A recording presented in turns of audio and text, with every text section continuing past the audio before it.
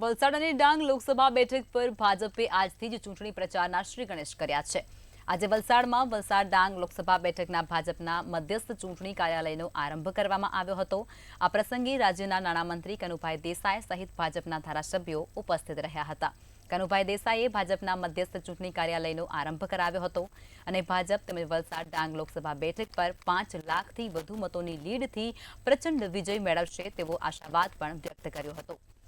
ઉપસ્થિત કાર્યકર્તાઓ અને અગ્રણીઓએ સંબોધતા કાર્યકર્તાઓને અત્યારથી જ ચૂંટણી પ્રચારમાં લાગી જવા માટે આહવાન કર્યું હતું।